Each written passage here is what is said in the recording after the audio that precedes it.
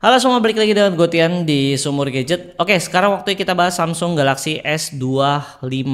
Nah, jadi handphone itu udah gue pakai kurang lebih 1 mingguan dan kayaknya jarang juga yang bahas S25 untuk yang varian base model ini. Kenapa gue milih akhirnya untuk cobain S25 yang base model ini? Karena menurut gue dari segi prosesor ini juga sama kencengnya dengan yang varian ultranya, dan dari segi kemampuan AI terus OS-nya ini juga hampir nggak ada bedanya gitu. Paling cuma beda di bagian setup kameranya aja dan kualitas hasil kameranya gitu. Sisanya ini menurut gue masih sama aja. Gue lebih suka HP yang compact kayak gini. Nah, selama 1 mingguan ini gue pakai, menurut gue pengalamannya tuh seru banget di S25 ini. Banyak banget hal-hal baru yang gue temuin di HP yang satu ini. Nah, jadi sebenarnya pas udah 2 hari gue setelah unboxing HP ini tuh gue langsung bawa glamping gitu. Gue bawa langsung jalan-jalan ke daerah Bogor. Namanya adalah Sawah Cangkuang kalau nggak salah itu ya. Kalian bisa searching aja di Google. Itu tempat glamping dan menurut gue salah satu tempat yang asik banget kalau misalnya kalian lagi penat banget sama daerah Jakarta yang panas terus macet. Kalian coba deh mampir ke sana. Gue jamin pikiran kalian tuh bakal tenang. Jadi tempatnya ini tuh di tengah-tengah pegunungan gitu. Di depan tempat kalian glamping tuh ada danau gitu. View-nya menurut gue ini bagus banget. Sayangnya aja waktu pas gue sampai di sana itu udah jam 6 sore. Jadi gue nggak terlalu banyak ambil footage video. Kalian bisa lihat di sini untuk hasil footage-nya. Ini gue ngerekam di resolusi 4K 30 fps. Menurut gue untuk kualitas videonya ini masih terjaga loh, masih cukup bagus untuk sebuah kamera smartphone gitu. Dan seperti biasa ya, kalau misalkan udah malam ya paling enak tuh ya masak-masak sih. Dan ini juga hasil footage-nya menurut gua masih cukup oke. Kalau misalkan kita ngomongin kualitas kamera di tahun 2025 untuk seri flagship gitu. Masih bisa bersaing lah dengan smartphone lain gitu, terutama di iPhone.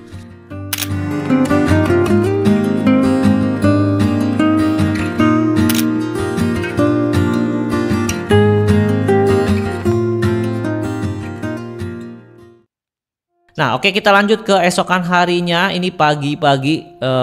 Gua tuh pengennya sebenarnya berharap bahwa gue bisa ambil footage matahari terbit gitu. Tapi sayangnya aja itu pagi-pagi juga hujan. Jadi gua nggak bisa ambil sunrise gitu. Tapi nggak apa-apa. Ini kalian bisa lihat aja untuk hasil footage ya. Ini masih tetap bagus ya. Ini gue semuanya ngerekam di resolusi 4K 30 fps. Gua bawa jalan juga dan ini stabil sih. Mulai dari kamera depan hingga kamera belakang.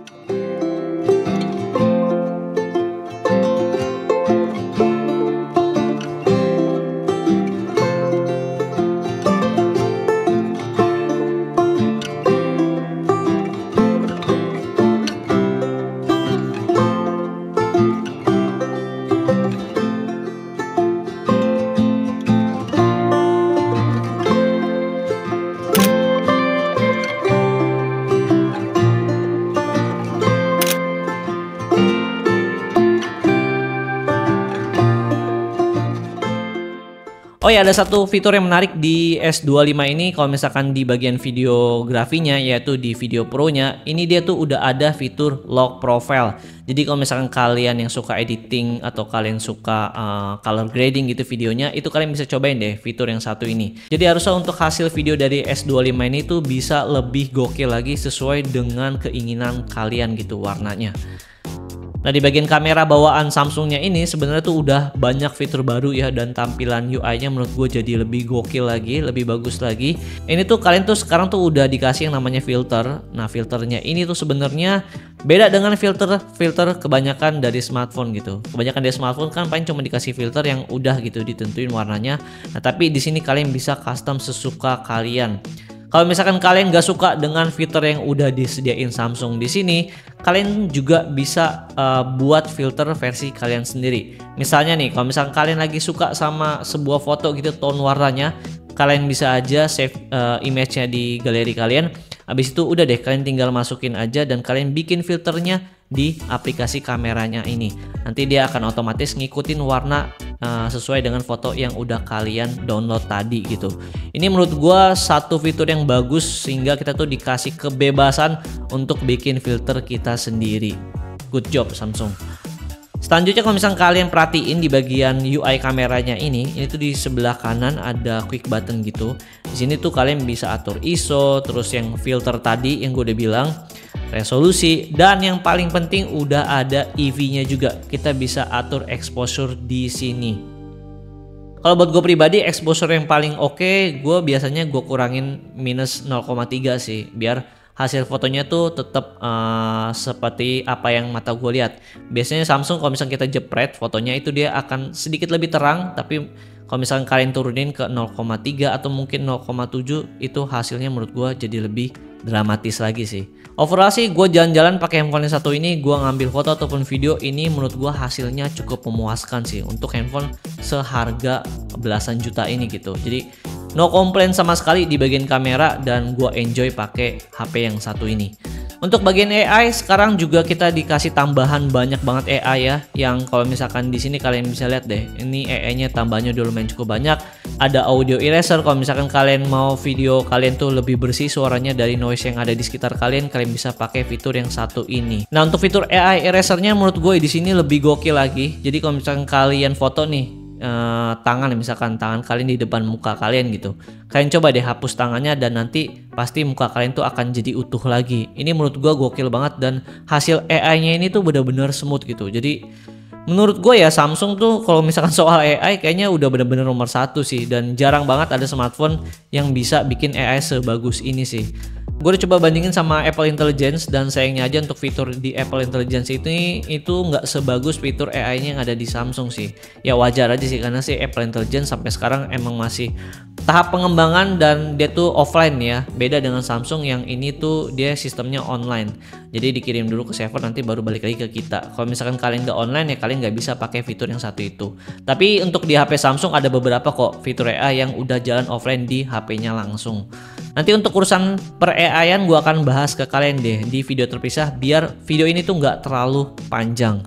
Nah lanjut kita bahas untuk konsumsi daya baterai. Nah ini kalian pasti penasaran kan, apakah handphone ini irit atau nggak dipakai sehari-hari untuk kebutuhan yang nggak terlalu berat gitu. Menurut gue pribadi selama gue pakai 1 minggu ini HP irit banget sih. Terbilang cukup irit lah, apalagi baterai cuma 4000 mAh. Terus SoC-nya juga ini flagship Snapdragon 8 Elite. Menurut gue ini efisiensi dayanya tuh bagus. Gue pakai HP ini tuh gue bisa dapat screen on time antara 5-7 jam di penggunaan gue yang seperti biasa ya, buka sosmed, terus main game sesekali mungkin, atau kebanyakan juga gue kadang lebih banyak ke buka kamera, ambil footage video, ambil foto juga.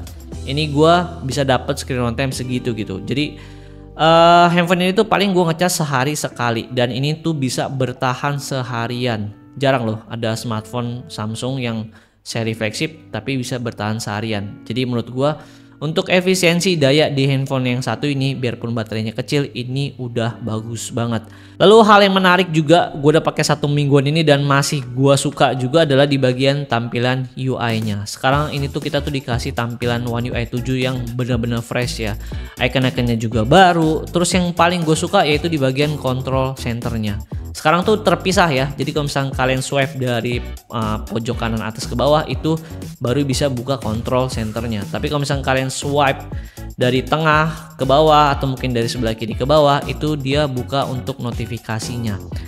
Nah tapi di sini kalau misalnya kalian nggak suka seperti ini kalian bisa ubah juga kok ke semua. Ada pilihannya di sini gitu. Jadi kalian tinggal setting aja sesuka kalian. Dan sekarang tuh udah ada yang namanya fitur no bar. Jadi di sini tuh di bagian lock screen kalian, kalau misalnya kalian lagi dengerin musik, kalian bisa ubah-ubah juga di sini. Ada no brief juga nih, kayak ini tuh kayak asisten pribadi kalian gitu. Jadi untuk hari ini kalian tuh ngapain aja dan besok agenda kalian tuh ngapain aja. Nanti semuanya tuh akan dijelasin di sini. Menurut gue ini satu fitur yang bagus dan harusnya kedepannya ini masih bisa jauh dikembangin lagi gitu.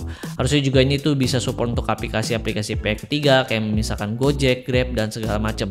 Jadi kalau misalkan lagi nunggu antrian makanan itu kalian bisa dapat infonya di bagian no barnya ini gitu. Harusnya sih gue berharap itu bakal terjadi di One UI 7 ini.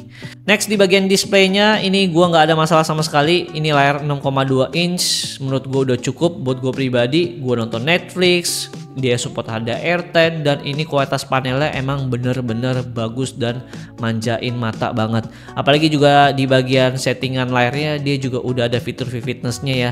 Jadi kalian bisa mentokin ke kanan aja untuk dapetin warna yang lebih gonjreng lagi. Kalau misalnya kalian mau editing foto ataupun video ya kalian tinggal mentokin aja ke kiri deh. Itu warnanya jadi ke natural lagi gitu. Lalu untuk fitur AI yang paling kepake buat gue pribadi selama 1 mingguan ini adalah di bagian Google Gemini. Ya sekarang ini tuh Google Gemini tuh udah terintegrasi ya di S25 ini. Jadi kalian bisa tanya apapun dan kalian bisa suruh apapun gitu di Google Gemini-nya ini. Malah kadang gue suruh balesin WhatsApp atau gue kirim WhatsApp ke orang pakai Google Gemini. Lalu kalau misalnya kita ngomongin performance, Snapdragon 8 Elite dipaduin dengan One UI 7, menurut gue ini nggak ada obat sih. Ini bener-bener smooth banget animasinya di One UI 7 ini.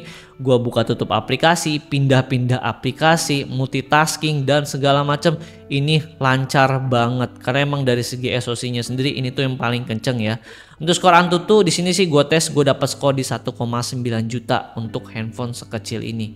Menurut gue ini ya udahlah, ini lu mau main game seberat apapun harusnya ini nggak masalah sih. Tapi harusnya kalau misalkan lu main game yang berat banget gitu dalam jangka waktu yang lama, gue saranin lu pakai cooler tambahan sih. Terakhir update software sampai detik ini kita belum dapat update ya. Jadi belum dapat update sama sekali. Ini masih tetap di One UI 7, patch-nya juga di bulan Desember. Nanti gue berharap sih kedepannya ini gue nungguin update juga. Siapa tahu ada penambahan fitur baru atau perbaikan bug dan segala macam. Tapi untuk sampai detik ini di bulan Februari ini belum dapat update patch bulan Januari ataupun Februari gitu. Jadi gue juga masih nunggu dan nanti kalau misalkan udah update gue akan sharing ke kalian deh. Gimana update-nya untuk di S25 ini.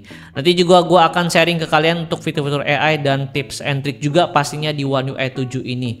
Jadi kalian tinggal tungguin aja videonya dan jangan lupa kalian subscribe juga channel YouTube Sumur Gadget biar kalian nggak ketinggalan video-video terbaru dari gua. Oke, palingan segitu aja dari gua di video kali ini. Jangan lupa juga kalian mampir ya ke IG atau TikTok Sumur Gadget karena gue sering berbagi banyak tips and trick juga di sana. Gua Tenen Sumur Gadget, pamit.